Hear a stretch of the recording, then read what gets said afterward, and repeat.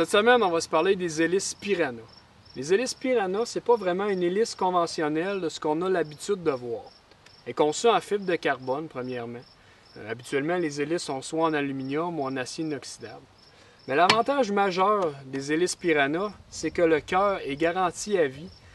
Et de deux, c'est que chaque palme est interchangeable. Donc, en venant un impact, qu'on brise seulement une palme, on peut la changer, garder nos autres et ainsi faire des économies. C'est pratique pour les pêcheurs qui ont l'habitude de naviguer sur des plans d'eau peu profonds ou encore les plans d'eau qui ont des variations de profondeur très importantes.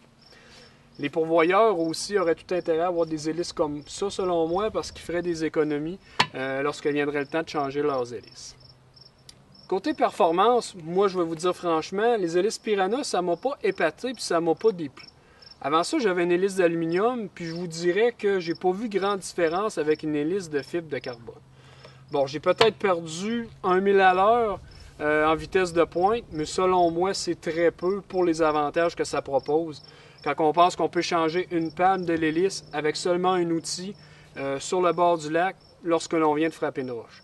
Ça peut vraiment sauver notre voyage de pêche à ce moment-là. Puis une hélice d'aluminium, ben c'est peut-être un petit peu plus tannant à traîner, tandis que ça, on a seulement qu'à transporter une ou deux palmes au cas où qu'on frapperait un obstacle.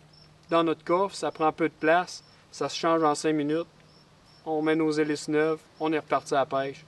C'est vraiment génial de ce côté.